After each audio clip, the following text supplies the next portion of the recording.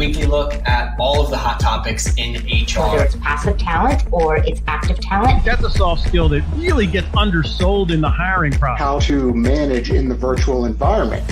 You get a diverse, cultured group of people. It's a win-win for everybody. More conversion from candidate leads. What does that look like in this new virtual world?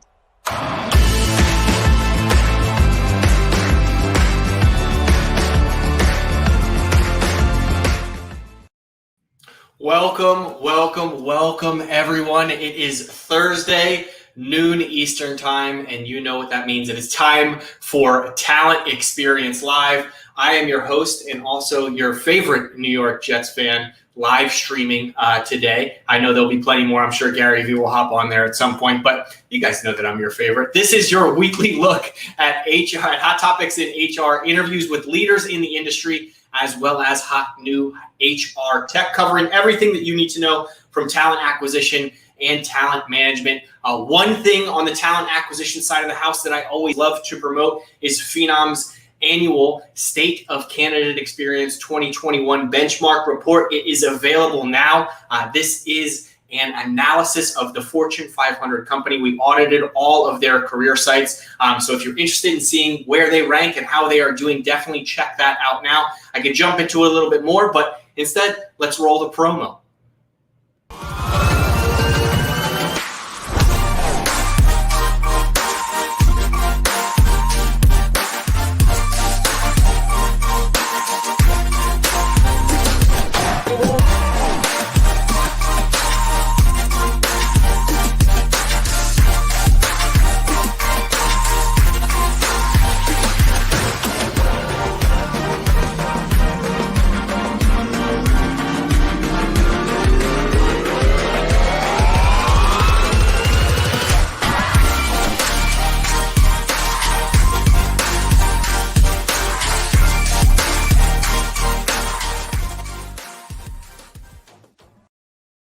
Fun fact, Shane, who is behind the scenes pulling the levers, never has any idea when I'm going to say, let's run the promo. And he's always on his toes, so he does a great job. But the report itself, like I said, analyzes the Fortune 500 in three key areas: attraction, engagement, and conversion. But we're not here to talk about the state of CX today. We are here to talk about preparing for the Great Rehire and essential HR tech upgrades. But before we jump into that, let's start where everyone is from. Hop into the comment section. Let us know. We are all in different parts of the world and country, so love to see where everyone's tuning in from. And while you're there, don't forget, share this out to your network. Sharing is caring.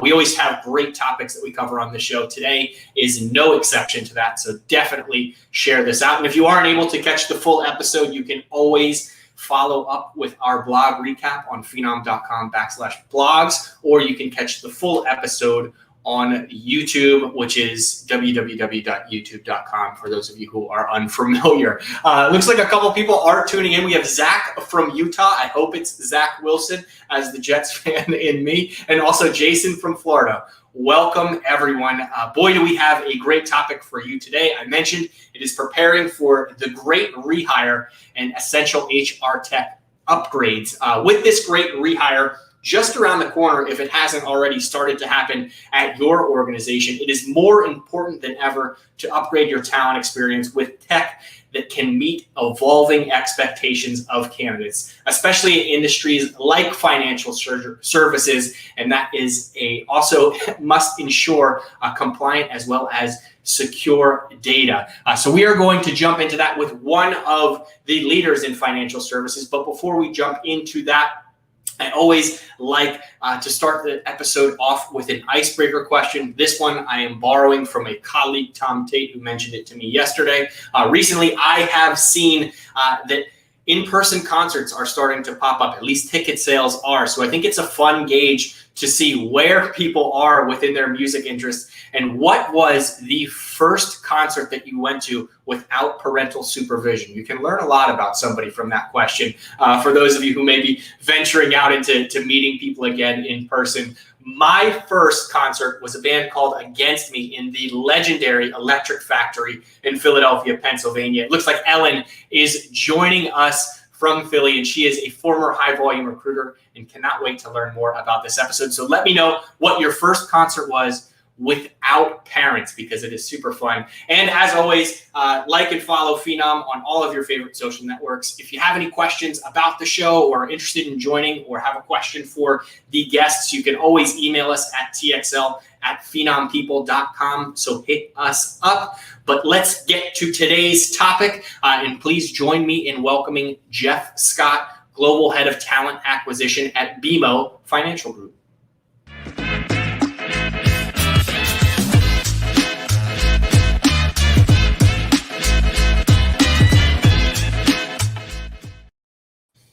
Jeff, how are you? I'm doing well. How are you? I am doing all right. Before we jump into the nitty gritty, I got to ask you, first concert you went to without your folks around? You're going to love this. I think this is a great question. And this is going to do a whole bunch to just kind of lay bare my personality for everybody here. But my very first concert without my parents was the double bill of Poison and Warrant at the Sky Dome in Toronto. So it was fantastic. Yeah. Okay. Sky Dome, is that the Rogers Center? The Rogers Center now. Yeah, that's just dating me by calling it the Sky Dome. So there you go. As if, letting you know that Poison and Warrant was the first concert didn't date me enough, then calling it the Sky Dome just took care of that perfectly. So.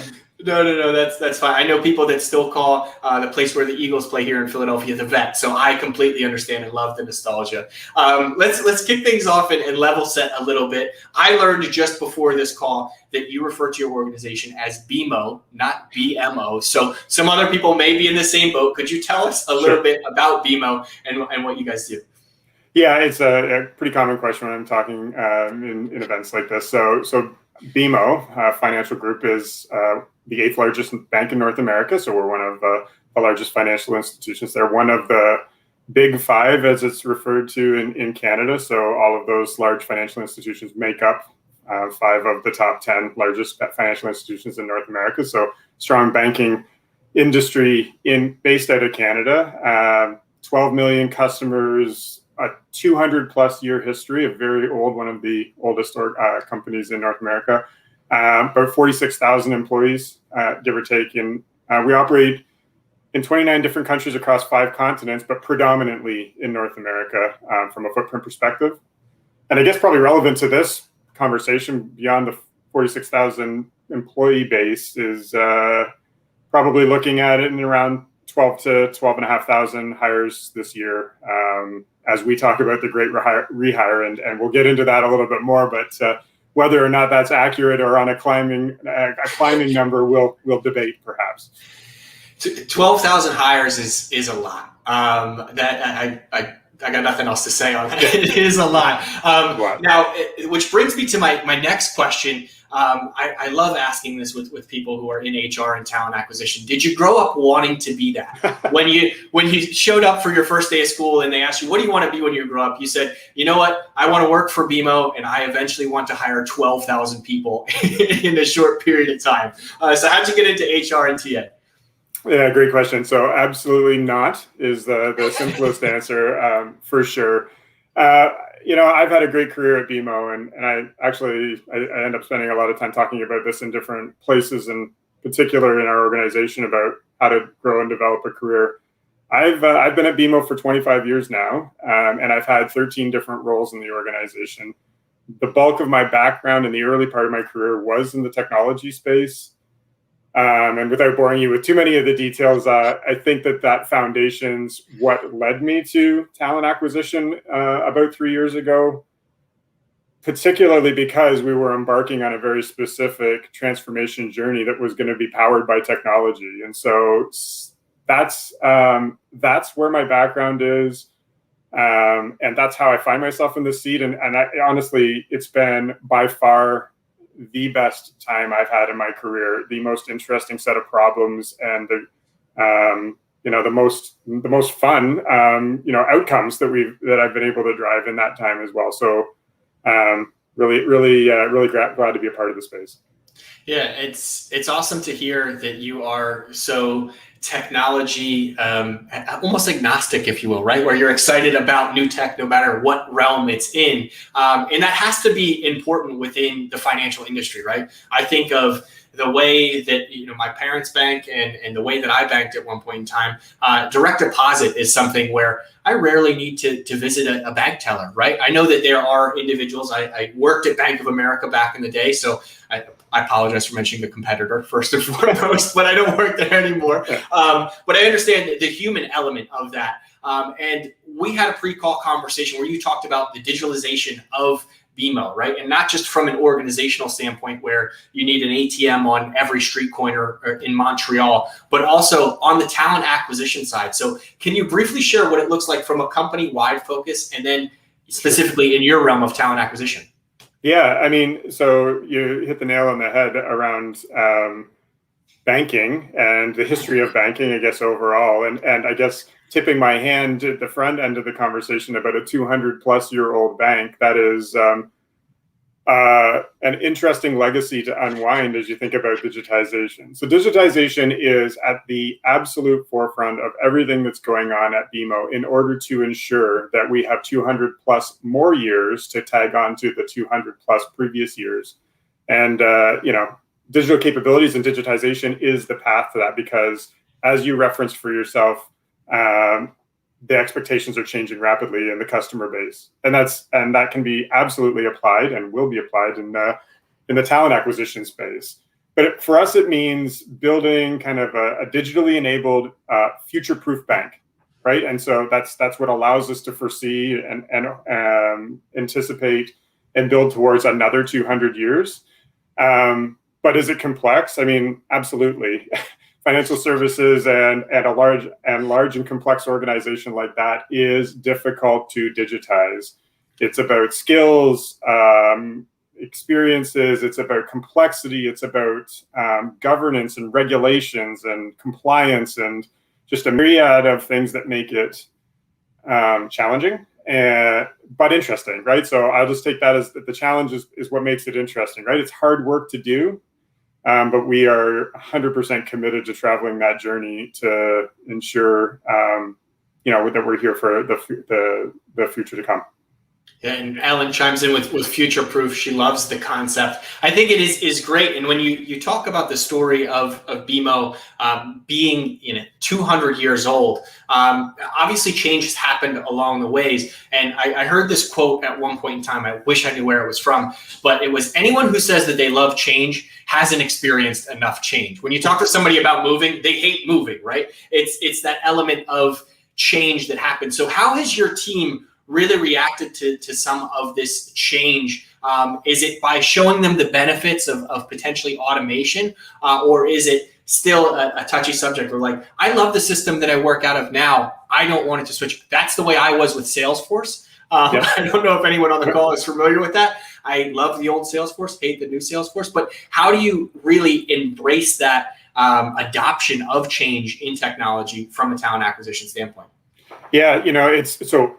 Again, 100% right. I mean, it is tough. Making change and regularly making change is difficult because you're disrupting people's lives. What gets comfortable and consistent is in turn easiest to execute. And I mean, let's face it, going through what we've just gone through from a pandemic perspective, all of the pressures on people in unique and different ways, disrupting how you get your job done on a day-to-day basis is a tough thing to contemplate in that context.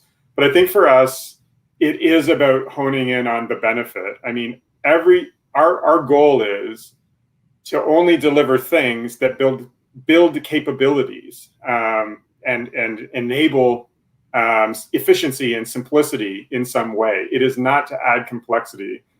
And it's actually a good sort of level set, right? I mean, if you really check yourself in the mirror and make sure that, why am I looking to deliver this thing? Is this just the kind of like the flashy new thing that I've heard lots about? I really feel like I need to do this to keep up. Or are you trying to change and build a capability? Let's talk about the capability first and foremost, and just catch ourselves on anything that we're digitizing or automating for the sake of doing so. I think the second thing is, technology is about, like, you got to get value out of what you're delivering by ensuring that you're only automating, or you're looking at the baseline business process that you're in turn affecting and asking yourself, what are the things in this that actually need to continue to be done? Yeah, there's an interesting sort of piece in that as well. And so keeping that at the forefront and then managing kind of change and communications effectively as far as, just sort of pointing at the value and helping people along the journey, training, testing, bringing them along in the projects that you're delivering as SMEs, et cetera, goes a long way to creating champions from a change perspective. Yeah, the other thing we do, and this is, just a way of continuing the dialogue is, we measure adoption. We don't just throw it out there and hope people are using it. We have created very specific dashboards that we talk about adoption of tools, so that we can have constructive conversations about why or why not you might be sort of leveraging it to its greatest extent. A lot of that ends up being because I'm accustomed to doing something one way versus another, and it gives leaders an opportunity to have good conversations about what they can do to support employees kind of along that change journey.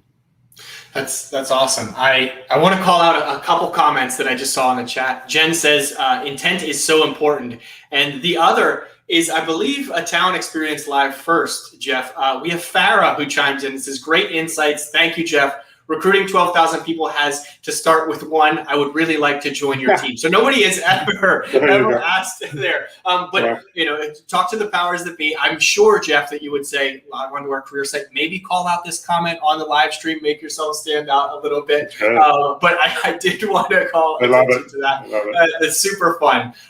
Now, we titled the episode today, The Great Rehire, and there's been a lot of talk about this. And one article that I want to call out specifically is from CNBC that I saw, where 1 in 4 employees are eventually going to change jobs within the next year. That may be because they were looking to change back in March, previously, enter the pandemic. They're like, no, I'm going to kind of stay put here. But on top of that, there have been a lot of people who have been put out of work. So when you look to hiring 12,000 people, are you excited or nervous about it? And how do you leverage technology to really assist and not hinder in that process?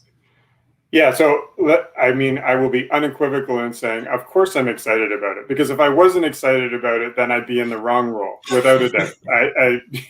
Because if you're intimidated by it, then literally they need to find somebody else to do my job. I think the way I look at that, and the way I look at our journey, arguably over the last few years in the talent acquisition space, with taking the pandemic out of the equation, the focus of increased hiring, what that gives you is an unrelenting focus. Sure, businesses are holding you accountable, they've got high expectations, all that stuff, but it gives you a springboard of support.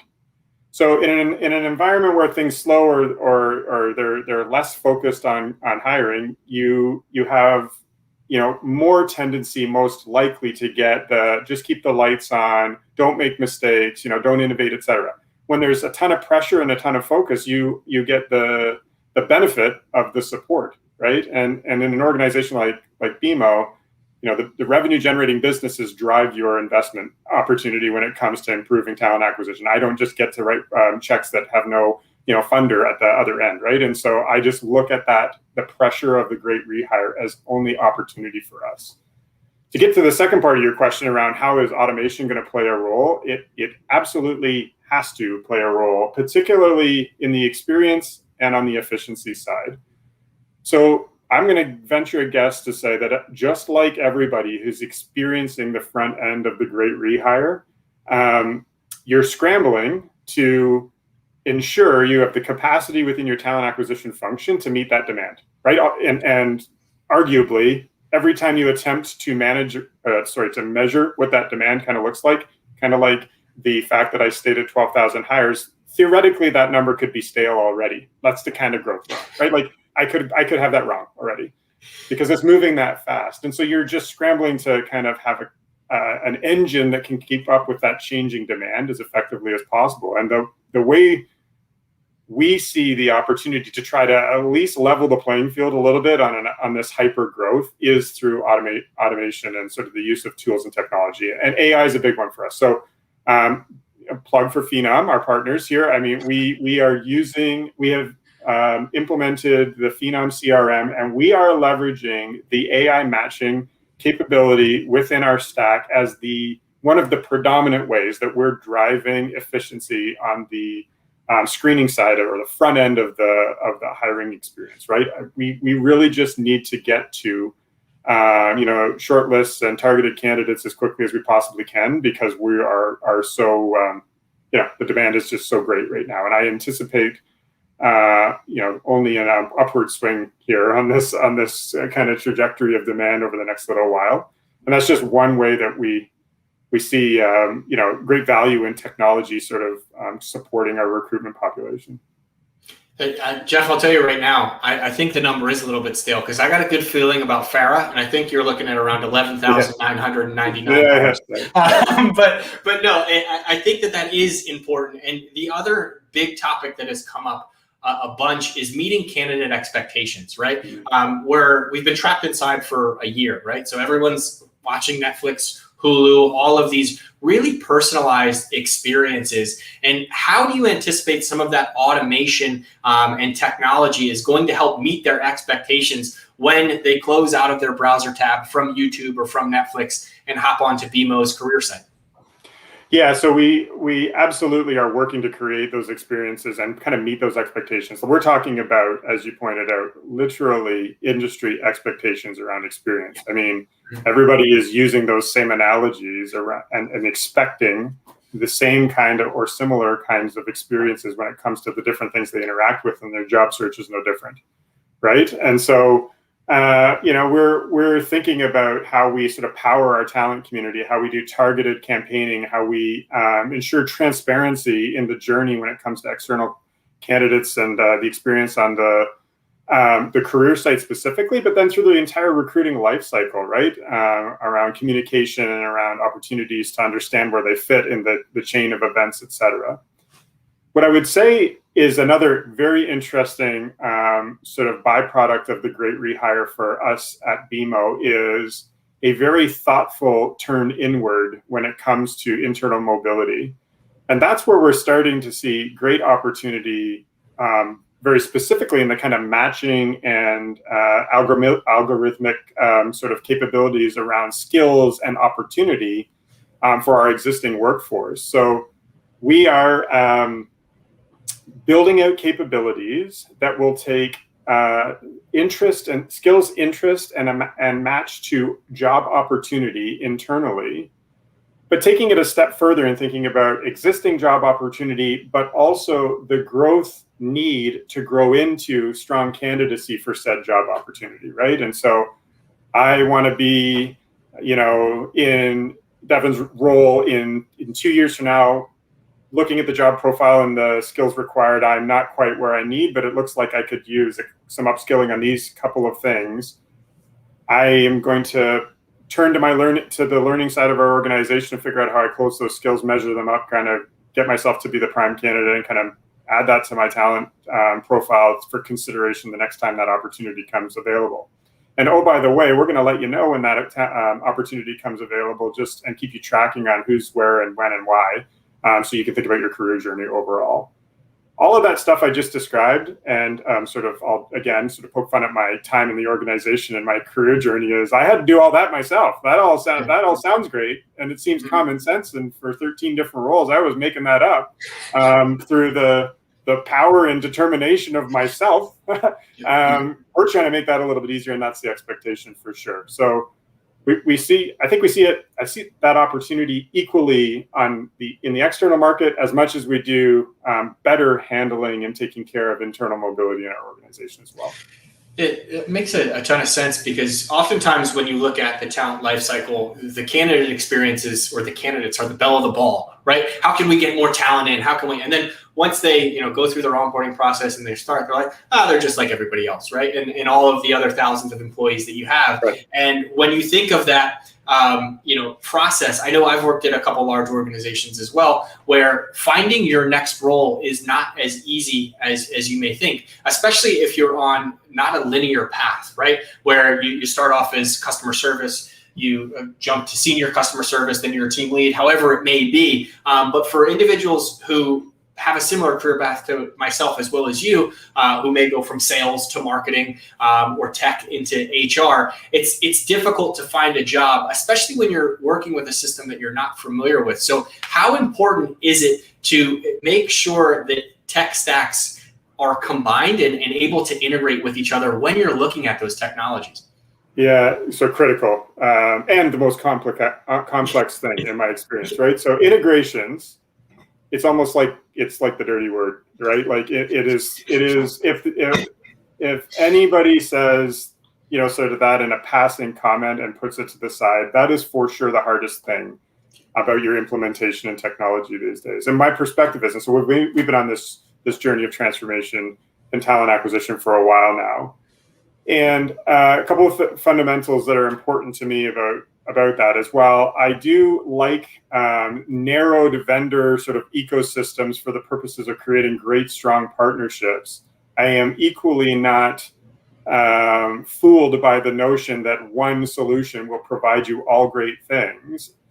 And not only that, but if that were the case, I don't think there would be the kind of competition that exists in the marketplace, right? And so you need to kind of pick your spots where you're going to have a sort of diverse ecosystem that works well together. But probably one of the more important aspects of that is understanding in great detail the integration capabilities to whatever your baseline is. And so, I know no free ads, but we are a Workday client and a Phenom client and a Degreed client. And I would argue that those three foundational kind of technology components are sort of make up a big chunk of our sort of ecosystem, with some disparate things that we're thinking about whether or not we can kind of narrow. But the reason that we have those couple of key partners is the integration capability there. And I'm not going to sugarcoat the idea that was dead simple to make those things come to life, because it just wasn't. It was the hardest part of the work, really building out those integrations and making sure that the systems are connected. Information flow from one end to the other in its same form, in its native kind of form, as it were, is the foundation to efficiency. I cannot have the experience disaffected by candidates, hiring managers, et cetera, having to work in multiple systems. And from sort of a selfish efficiency perspective, I certainly am challenged when recruiters are working in a bunch of different systems to try to achieve the 12,000 plus hires and counting kind of thing, right? So so integrations are critical and yet difficult. And the other sort of moderately sarcastic comments I like to make around that topic of integrations is every integration reference that any vendor ever makes to you, which sounds something like, yeah, we absolutely integrate with everybody. What are they going to say to you? So, right. And so there is always a lot of value in digging in deep to that sentiment. Jeff, my favorite analogy for integrations is a plug and play. And immediately I think of communication between someone with an iPhone and someone with an Android. If you send photos back and forth, they're not going to look as crystal clear because they're not meant to work together and they don't want to. So you really have to do your homework and figure out who partners with what. And of course, they're going to say that they integrate with everybody. That's fantastic. One comment that I did want to call out, I saw Robert mention that communication is key. And we talked about this a little bit earlier, but we talked about it from potentially a higher perspective. What does BMO do specifically for individuals who may not have gotten the role that they applied for and may potentially are a silver medalist? Is there a specific strategy that you have? As I'm sure with 12,000 hires, you're going to have 24,000, 36,000 applicants. Yeah. And I mean, so I would say we absolutely recognize the importance of that. And is there a specific strategy? I mean, yes, we're constantly looking at the ways in which we customize and build out business processes that allow for the most effective communication. It is fair, and you've made the point, it is absolutely accurate. 12,000 hires means hundreds of thousands of applicants. And so the scale in which you can fully customize and personalize that experience, it's challenging. Let's call it a challenge. So we're constantly trying to figure out the balance between efficiency and delivering a meaningful experience to the candidates overall. One of the ways that we're thinking about that is, as we think about sort of standard decline communication or those kinds of things that inevitably kind of go out, is talking about kind of keeping the the thread connected, right? Like re-inviting to like make sure you stay connected to our talent community. Make sure you're kind of staying in touch with with our career site and sort of keeping an eye on other opportunities. And by extension of that, being a little bit transparent about the fact that we use your information and your candidacy for consideration for future opportunities as well. I think that's probably implied, but not necessarily always said, right? But that's the reality, right? And so if you're interested in us, we're not going to just forget about you just because you were declined. And that's kind of an example of the evolution of, and the importance of data and retention, and leveraging a really great CRM, et cetera, right? So.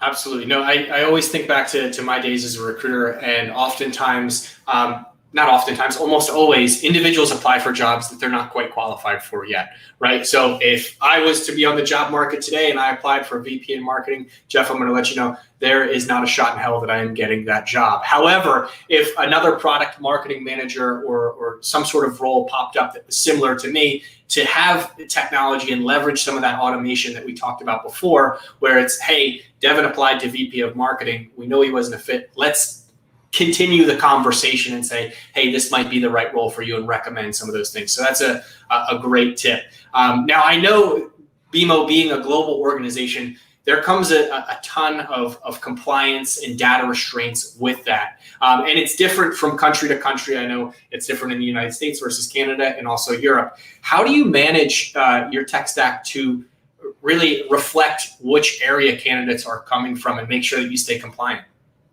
Yeah, so literally the gray hair, right? So I think compliance is rough for us as a global organization and as a financial services organization. We are heavily regulated, and it's challenging. But I guess I look at that challenge as just simply the opportunity. I think for us, we don't have necessarily disparate sets of requirements when it comes to like how our compliance of our tech stack, et cetera. We actually look to solve for all, but as a means to ensure that we always have scale as it makes sense, right? And so if one solution for many is sort of achieved in as many instances as possible, that makes it hard because of course now you're trying to adhere to a bunch of different regulations in a bunch of different jurisdictions, so that becomes challenging. And it is, of course, I would say the greatest hurdle that financial institutions often have to get over to kind of move with pace when it comes to digitization, because we have rigor that is prescribed upon us to be the organization that we are and to be regulated in the way that we are. So, I think there's a bunch of probably very simplistic things that I would say about that, because it is actually about partnership and driving the right mindset inside your organization, particularly with the partners who are responsible for sort of assessing risk and solutions on your behalf. And what we say in the organization is, sort of again, somewhat jokingly, we're a bank. We manage risk for a living. That's kind of literally how we make money and how we've been around for 200 years, right, is managing risk. And so one would hope we kind of can take some of that and apply it to the things that we're trying to do to achieve efficiency and scale in different functions across the organization, TA inclusive of that, right? And so you just try to work within those guidelines, but come up with something that sounds a lot like the moderate risk appetite that BMO has. We are not completely risk averse. We need to meet regulation appropriately and at the same time find the right balance around risk and reward that sees a path forward for us at a pace that the industry expects. So probably a bit of a gloss over of the question in some ways, and I'll call that out. But the reality is you just kind of got to figure it out along the way. And I'll be totally transparent and say that it's tough in a bank for sure. It's one of the things that you have to kind of work hard at to innovate. It's like riding a bike, right? You're going to have to fall down a couple times in order to learn how to do it. And I think that's the right approach, as long as you have the good mindset, right? You're not hopping on your bike and I'm just going to run into a wall again. No, you figure out there's a wall there and make adjustments as you go through. Another challenge I'm sure that comes up being in Canada, specifically in the Quebec region, is French language. Now, it may be a little bit of a simpler reach to put languages on your career site or in your messaging. But how is that a challenge overall for the talent acquisition team? When they make phone calls, do they have to kick it off in French potentially versus in English? How does that all work and the intricacies of the language differences there? Yeah, and as a proud Canadian, I'm it's like I would answer the question and say we're happy to have this challenge, obviously, but it is complex. So, I guess a few different things on that topic. So, we absolutely have to have sort of language, sort of nimble solutions in every bit of communication that goes out, whether that's for our customer base or for our candidates in the talent acquisition space. And so, our solutions need to reflect language of choice in all instances. You're going to get the sense that I have all these sort of like sarcastic analogies, and here's yet another one. That being the Bank of Montreal, i.e. Montreal, Quebec, one would assume we better get this language thing right. And so it's kind of like table stakes for us, to say the least. And so, it's complex. It's complicated sometimes. I actually think it's really interesting. Generally speaking, this is one of the more challenging things we have when we partner with new partners for the first time, because I don't think anybody comes into it, unless they're a Canadian-based company, truly understanding the importance of getting this right. And so we'll talk to partners and they'll say, yeah, well, we have like kind of, this is like oversimplifying it, but we have Google Translate basically working in the background, and that's sufficient enough for us, right? Like that's what how we're going to tell you that we have a multi-language capability with this solution. And that's not good enough. I mean, that's actually not. It needs to be Canadian French, in fact, and just let you know that that's a little different than France French. So there's just challenges that way. Do we have to? Basically, in Canada, there are language of choice sort of opportunities as you interact with something. You can select, this is the language in which I would like to interact in. So that's generally at the front end of all experiences, including even just how pages render for candidates, et cetera, and browsers set to defaults and things like that. And then from a pure function perspective, our recruiter workforce has a large component that's bilingual because we have to be able to communicate with candidates in the language of their choice. And interestingly, this probably goes without saying, right? But it's of course not tied to the geography. By giving the expectation is you're giving that choice, and regardless of where you reside, you have the opportunity to select the language that's best for you or of your choice, right? So it's just another example. So language and regulation, right? Just complexities to the requirements that just make things maybe a little bit less straightforward than you want them to be, and all parts of the challenge of keeping pace on innovation. I love that Google Translate reference that you had there. I feel like that would be like trying to tell somebody that hockey is exactly like soccer, when it's not. It's two different playing fields there. Speaking of hockey, is that a requirement for any of your vendors? Do they have to be able to talk Canadians to you? Yeah. Well, I don't know that it's necessarily a requirement, but I'll tell you, they all try to talk hockey. That's as far as I'll go. I won't do it anymore because I'm sure you have a call later where you'll have to do it. Jeff, before we go, any parting words of wisdom, any final shots that you'd like to share with the audience? You know what? I think I'm just so excited, like I mentioned earlier, about the opportunity that this Great Rehire concept gives all of us, and assuming that a lot of the participants on the call are connected to this in some way, whether they're executing it as TA practitioners or involved in it as candidates. It's a super exciting journey. I fully anticipate that we are at the front end of a highly volatile, candidate-driven market, right?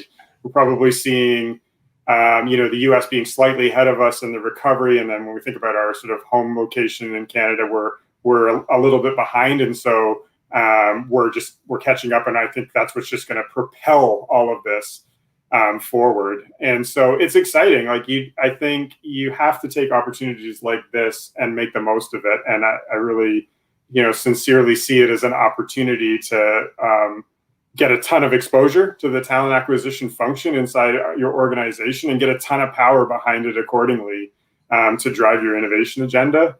I'm excited to be on the journey, and kind of looking forward to what the future has to offer.